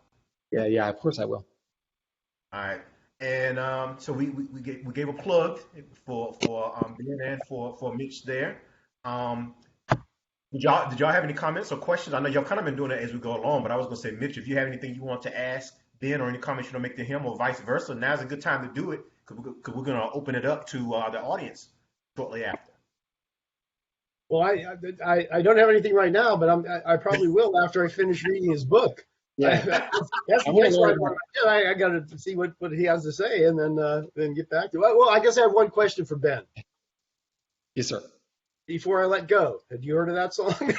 No, I confess I had no. But I find it really interesting. I think obviously there are going to be things, especially culture things, that are going to be more familiar to certain cultural groups, right? Because of just like the nature of life. Like you go to family reunions, you have certain you go to certain places in the country for vacation. You go to maybe, you go to a historically black college as opposed to, but I also think I don't know, I'm trying to think, are there things that I know because I'm Jewish that other people don't know? And there must be, I'm trying to think of what they might be, but there has to be certain cultural, probably foods, there's probably things that I've eaten in my life that to me are like, well, obviously you eat that. And other people are like, I don't know what you're talking about, But I also I tend to, I think you said, not to essentialize. And I feel like we have to be so careful of essentializing too. And then one of the things people said, one of the things you have to be wary of when writing a book with a black protagonist is like, well, how are you as a white person going to write in a black person's voice? How are you going to and I'm like, well, yeah, no, you got that. It might be tricky, but it's not like I've met more than one black person and they don't all talk the same way either. There's no such thing ultimately. It's how do black people sound? Well, guess what? Every human being on earth sounds different. Every human being on earth thinks differently. And of course, we're shaped by our experiences. And of course, being black is going to have its own set of experiences that I'm not going to have as a white person. But that doesn't mean those experiences are inaccessible to me or are impossible to understand. And okay, so I've never heard that song. I'm definitely going to listen to it after this is over, and I'm probably going to love it. It isn't as if that song is somehow coded like a whistle that only a dog can hear, that only black people are allowed to enjoy that song. It's just it has happened to be part of that experience. but kind of the joy of being a human being is or should be that like we are able to access one another's experiences. And I think there's a danger in being like, whoa, I shouldn't like that. I'm not allowed to like that. I don't want to talk about that song because that's a black person's song. Like, no. You can acknowledge that it comes from that culture and celebrate that it's part of that experience, but at the same time be like, oh, cool, I like this song. This is good. I dig this. Like, that's all good. Like, right? Like, we should, and like, if somebody wants to listen to, do you guys know what klezmer music is? Oh, yeah. Okay, so klezmer music is it's a Jewish music. It is part of the Jewish cultural tradition, and it's very like, it's energetic party music with like violins and stringed instruments and like fiddles and clarinets, and it's like Jewish jazz basically, right? And like, I guarantee you, if you listen to it, you'll be like, oh, this is great. It's like so fun and funny and like it's beautiful and like, but it isn't like I would say to you, my black and Gentile friends, well, no, you shouldn't get into that because that's a Jewish thing. That's crazy. Like, once art exists and once culture exists, like, people should enjoy, I don't know. Obviously, I have strong feelings about this. I feel like there's a danger on either side. There's a danger of people being too precious and too, like, afraid now that we should have a stronger consciousness about like, well, we can't just like take things. We can't, like, the word now is appropriation. We can't just like steal and recreate and not acknowledge, but we should enjoy and expand on and like cross-pollinate and also acknowledge and say like, well, now I really like this song. What's it called? Now I'm really into the song before I let go. And by the way, did you know this song comes from the black culture and like, it's something that most black people know, white people don't, but now I know it and I dig it. It's great. Like, this is all to the good. Well, just briefly, Ben, I was going to give an example for you about Jewish culture. It's about the dreidel song. I learned about that from South Park. Exactly. Great. Those guys, I'm like 90% sure those guys are both Jewish, the South Park guys, but like totally great. And like, by the way, I'm not a religious person by any stretch. And I'm not like, I don't go to temple very often, but like, it's really important to me. Like, obviously I've talked about a bunch of like that culture and like my parents' culture and my parents' culture is meaningful to me. And like, just as much, I'm sure, as the fact, James, that you are a black man is meaningful to you as part of who you are. But it's not 100% of who I am. You know what I mean? It's also meaningful to me that I'm an author. It's meaningful to me that I'm a parent. It's meaningful to me that like I play guitar. Like, all of those things, like, none of us are or should be reduced to our cultural background. We are all an amalgam of many different things, and that is such a powerful part of being a human being, you know? So we've got about 15 minutes left, guys. So I also want to give you an opportunity to, if you're okay with people reaching out to you, I always do that, on the podcast as well as here. I know a lot of times people think that authors and scholars are just in rarefied air and they don't want to hear from folk. That's one of the reasons why we started doing these events, right? The contrary. I love it. I love hearing from people. And the only like viral tweet I've ever had was about basically like, if you think that authors don't want to hear from you, you are wrong. Your favorite author is a shy and nervous creature who will like love to hear from you. So you can totally reach out to you if they want to. I do Twitter. I'm checking to make sure I get it right. I'm at Ben H. Winters at Twitter, or at Ben H. Winters on Twitter. And I'd love to hear from people there. That's the kind of the big one that I do. I'm trying to do Instagram, and my older daughter is helping me with Instagram. I'm not great at it, so I don't, and she's away at ballet camp now, so my social media manager is gone for the summer. So I think we just saw your son in the background a couple times. Yeah. Ike is roaming around. Yeah, he went through. Mitch, how about you? You okay? Folk reach out to you. They have questions about Christmas Addicts or Julius Collins or anything, right? Anything, emancipation celebrations, Juneteenth, all that stuff. Yeah, absolutely. Yeah, Frankie Beverly, whatever. I do not have a social media presence. I do not tweet or Instagram or any of that stuff. But you got my email address. I don't know if you can share it somehow, but it's basically first name dot last name Mitch Kachun at WMICH.edu. That's Western Michigan University, where I've recently retired from. They let me keep my email, so.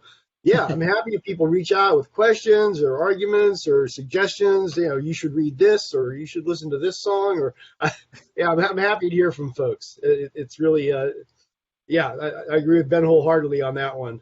There is no rarefied air here. Yeah. And that's what I try to emphasize when we do these kind of events, our organization and, with those podcasts as well. So you all can go to our Western Michigan University's page and you can find Mitch there. He's listed as a professor emeritus and he has an email address there that you can reach out to him on. Great, great, great. So Tanya, let's see if anybody has any questions or if they want to, I don't know if there's anything in the chat, and then we can, you can kind of take us out of here at the end. We've got about 10 minutes left. I do not see any new questions in the chat. Does anyone on the call want to unmute themselves and ask a question or post a question in the chat? Yeah, turn your camera on too if you're able, if you want to do that. Lillian, we've been hearing from you in the chat, Lillian. You want to come live for us now? I had a question, James. Oh, go ahead, Pat. So to our panelists, thank you guys so much for lending your perspective and your works with us. We greatly appreciate that. At least I do, speaking for myself. And so my question revolves around you all's extensive knowledge. So Mitch, you mentioned that, culture may not be, something that you fully understand, but you understand the historical points. And Ben, I know that you have a little piece of that as well as culture. And so I'm just curious to know, do you guys take personal responsibility, or do you feel a certain responsibility to possibly provide perspective when we're in this whole world of fake news and all this other stuff?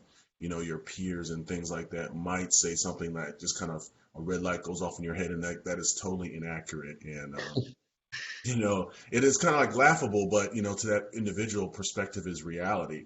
So right. I just want to know, do you feel like you a certain responsibility to inform? I'm not going to say correct, but possibly provide perspective to possibly change paradigms or change perspectives. Yeah, I absolutely. Yeah, and I think you phrased it correctly there, at least in my mind, is to provide perspective. And to a large extent, that's what historians try to do. Historians can offer a perspective on the past. And actually, that's something I have been doing for the past 10 years or so here in my local community. There's a great organization called the Society for History and Racial Equity, or SHARE. And I've been working with them. They do a lot of educational work in the community. This is Kalamazoo, Michigan, and the Southwest Michigan more broadly. And what I did for them actually during COVID, a lot of times I would do these workshops. They have this racial healing initiative, and one component of that racial healing initiative is I would give workshops of varying lengths, 2 or 3 hours sometimes, but going through the history of the United States with a focus on the ways in which the systemic nature of exclusion and lack of opportunity and denial of humanity, and the ways everything from the slave trade to redlining and wealth disparities and generational wealth disparities, just the whole thing, and convict leasing, trying to piece together how this has been a systematic process. Essentially, what I do is in these workshops is I didn't call it that. I've never called it that. Critical race theory. It's looking at United States history through that lens of the wrongs that have been done that have created these huge disparities and these huge disadvantages and these huge exclusions. Just like Ben was talking earlier about slavery. It's like that happened a long time ago and has no bearing on mass incarceration or police violence. Well, no. And if you understand more of the past, you can do that. So one of the things that happened in COVID is on the SHARE website. It's SHARE, SHARKZOO.org, sharekazoo.org. I did this, what ended up being a 5-hour series of a presentation with some documentary clips, and it's first with clips of me talking of essentially critical race theory. Here's how the United States of America has systematically screwed over Black people for the past 400 years. And it's that. So yes, I hear something, I call it out, I feel I have a responsibility to do that. I have an understanding of the history that a lot of people don't have, and it's my responsibility to share that. I'm retired now. I'm not in the classroom teaching, but I try to do as much in the community or just in my day-to-day interactions as I can. So I think that's critically important. Okay. And I'll just say this before Ben answers. I'm actually from a small town in Michigan called Benton Harbor. I'm very familiar with Kalamazoo. Oh, so yeah. I feel like Yeah. it's definitely needed. Yeah, it's definitely needed. So thank you for that. I'm going to definitely look up share.org or Great. sharekzu.org. KZOO, yeah. Okay. Check it out. It's a great organization. Michigan Connection. Yeah, I don't have much to add to that. I think as a novelist, I'm in a different position. I think like my job as an artist is not to do is I'm not writing facts. But I think my job as a person is to try to be engaged and but with the books, it's like I just do my best to create a reality that is compelling. I think with Airlines was a special case because I definitely had some points to make. There was that I was learning and I was sharing what I was learning about those connections that Mitch was talking about, between historical slavery, contemporary racism. And I think that people don't know enough. They still don't know enough about that, in part because they don't want to know. So yeah, we have to. It's been a weird time for truth, which is a strange thing to say, but the last few years have been like, it's tough. It's tough. There's too much information and not enough of it is true, and it's harder and harder. So we all have a job to do. Well said. Thank you, guys. Yeah, thank you very much. And thanks for posting the link to everyone's new favorite song before I let you go. I didn't realize you did that, Pat. Good job. All right. Anybody else? Any other questions, Tanya, in the chat, or anybody want to chime in? I will take the opportunity to just say thank you so much for including me, James and Tanya. This is such a joyful opportunity. I love to connect with other authors and with smart people thinking about the world. So thank you for having me today. So I think in the battle, the guys say on man versus food. In the battle of man versus food, it's whoever wins. I say in the battle of historians versus novelists, it's a tie, right? It's not even a tie. It's a collaboration. That's there right. You go. Yeah, it's a collaboration. Any other questions out there? All right. Tanya, it's your time to kind of wrap us up here, right? Yes. So I just wanted to share with folks a couple ways that you can stay connected with Intellect U Well. And let me see if I can recall how to share my screen. And if not, I'll just tell you. We are on, let's see. Let me see if this works.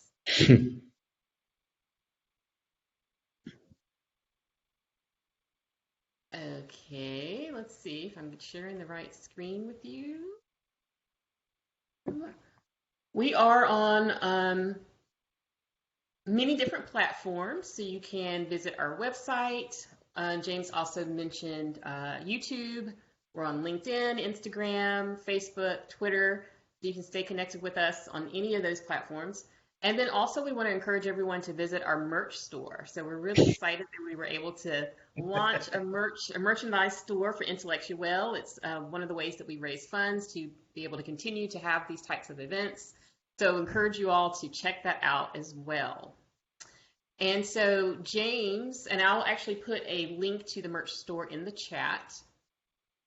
So James, if you want to share about our next event in September, you want to say a word about that? Yes, I will. We've got two events coming up. And Intellect U Well Journeys, which is what this is our author and scholar talks. We have these 3 times a year. Thank you again, Mitch and Ben, for participating. Ira Dworkin and Luis Dono Gottberg were on earlier. They were on one of our previous talks, and they came back just to kind of hear you guys. So that's awesome. Coming up in August, Intellect U Well has a partnership with Outdoor Afro, the Houston network of Outdoor Afro, and we do something called Nature by the Book, where we get together and read and discuss books related to outdoor activities and nature and those kind of things. So we've got one of those books talks coming up in August, and it's going to be in person because we're doing the in-person thing. But we're going to be talking about the book Sticks, Stones, Roots, and Bones, the relation between African American culture, and herbal medicines and religious traditions and those things going all the way back to Africa, the Caribbean, diasporic aspects. So we're going to be doing that in August. In the past, we've done birding for everyone. We've talked about farming while black. And so this one, we're going to be talking about those herbal remedies and, black culture and roots and herbs and all those kind of things. And in September, I mentioned earlier, and I would love you guys to participate if you're available then, because I think you'll be interested. We have something called Intellectual Development, where we look at media literacy and digital citizenship. And it's a partnership we have with News Literacy Project. And the one we do in the spring is for educators like you, Lillian, librarians and educators at all different levels, elementary, middle school, high school, college, adult ed. And the one that we're doing is coming up in September. The one we do in the fall is for the community. It's for everyone. And it's a partnership with 100 Black men of Metropolitan Houston, which Pat Rump is the mentor and chair, whom you all just heard from. So we're going to be partnering with him and News Literacy Project, and it's open to the community. That was also going to be virtual, as well as open for people here locally. And so we would love for you all to be able to join that. It's going to talk about media literacy, educating seniors, older Americans, middle school, high school, college, just talking about media literacy and digital citizenship and some of those things that we've been talking about here as a group. So look out for that. That's going to be September 11th. That's an easy one to remember, right? So that's going to be September 11th. And conspiracy theories and some of those things are going to be a part of that, because a lot of people in the community kind of, pick up on some of those kind of things. So Ben and Mitch, if you all are free, I would love for you all to join us. I think you would have a lot to contribute to those discussions as well. Let me know. So Nature by the Book in August, and then our Intellectual Journeys, Media Literacy and Digital Citizenship for the Community coming up in September. How's that, Tanya? Awesome. Great job. Yep. All right, good stuff. So, Tanya, I'll let you close us out. We're right here at 5 o'clock. We're right on time. I love it. Yes, this has been great. So I just want to say thank you for our authors for joining us and sharing your work with us. And thank you to all the participants. Hopefully everyone learned a lot. I certainly did, and feel inspired to, stay in touch with history and be part of bringing history forward and sharing it with everyone else. And so I'm really inspired by both of you, and I appreciate you joining us. Thank you so much once again. I'll see you all again soon. Really had a good time. It was a great conversation. All right. Take care, everyone, and we're going to end the recording right now, Tanya.